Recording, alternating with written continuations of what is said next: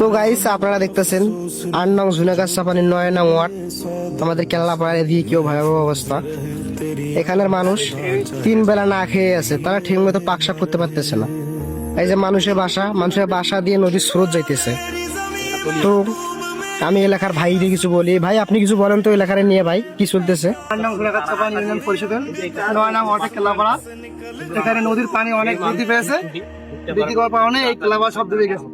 দেখেন তো আমাদের এলাকায় কেউ কি কোনো হেল্প করছে কোনো বিষয়ে কালকে থেকে? নাম্বার আমার কেউ এই যাবত কেউ আসেনি। তো ভাই তারা কি চোখে দেখে না যে মানুষ ডুবে মরে যাইতেছে? ভাই না ভাই, উত্তর অঞ্চলের লোক মারাও যায়, কেউ দেখে না। আমাদের দেখার কোনো লোকে নেই আমাদের। এই দেখেন পানি মানুষ কত যেতে পারি না, খেতে পারছে না কেউ 2 দিন থেকে। তো ভাই আমরা আশা করি মেম্বার চেয়ারম্যান যারা আছে, এমপি মহোদয়, তারা একটু তাড়াতাড়ি হেল্প করেন। এলাকার মানুষগুলো না খেয়ে আছে। মনে করো এই যে বাইরে দেখান, এই যে বাড়িতে দেখেন, এই বাইরে পাকশাক কিভাবে করে এই বাড়ি আমি জিজ্ঞাসা করলাম, তারা না খেয়ে আছে, সারাদিন একটা রুটি খেয়ে আছে। অনেক বাচ্চা এখন স্কুল যেতে পারে না, ঠিক আছে? রাস্তাঘাট খুবই পানিতে ভরা। সবাই আমাদের পানি থাকেন। এখানে পানি বৃদ্ধি পাওয়ার কারণে মানে কিছু একটা মূল্যবান বক্তব্য দেন।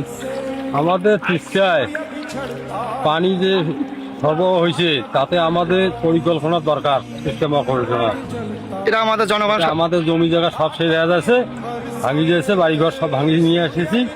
আমরা তাড়াতাড়ি তিস্তা পরিকল্পনা চাই। আপনারা কয় দূরের মাটি ধান লাগাইছেন? এই ধানগুলো এখন নষ্ট হয়েছে। 11 দূরের মাটি ওয়া লাগাছিলাম, আমার সব ওয়া তলে গেছে, বালায় দিয়ে পোতা গেছি। আমরা তাড়াতাড়ি তিস্তা পরিকল্পনা চাই। দেখতে পাচ্ছেন, ইনি আমাদের পশু ডাক্তার। আপনাদের মাঝে কিছু মূল্যবান কথা বলবেন। কেল্লাপাড়ায় নদী প্রায় 4% দূরে পানির খুব হানা লাগছে এবং পানি অতিরিক্ত চলাচল করতেছে। তো কেল্লাপাড়া মানুষ 2 দিন ধরে না খেয়ে আছে। আমাদের একটাই দাবি, এই চাচা আপনি কিছু বলেন এই কেল্লাপাড়া মানুষের উদ্দেশ্যে।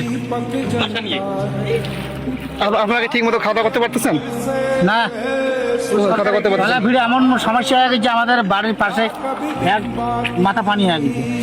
সো আপনারা দেখতে পারতেছেন মানুষ কিভাবে চলাচল করতেছে। আপনাদের কাছে কেউ গিয়ে আইছিল? আপনাদের কোনো কেউ নিয়ে এসেছিল? কেউ কোনো অভিযান পায় না তো, মানুষ না খেয়ে মারা যাচ্ছে। এটা কিন্তু কারো চোখে পড়ে নাই। এই আমাদের ৮ নং ঝুনাগাছ চাপানির মধ্যে ৯ নং ওয়ার্ড খুব অবহেলিত একটা এলাকা। দেখতে পাচ্ছেন গায়েস, এরা হচ্ছে আমাদের প্রাগন কোম্পানি। এই প্রাগন কোম্পানি দেখেন ভিতর দিয়ে কিভাবে আমাদের ইলজমারি জেলা ঝুনাগাছ চাপানি ছাত্রমায় বন্ধা ফ্ল্যাটের লোকজন সব ঘর থেকে বাড়ি হতে পারতেছে না।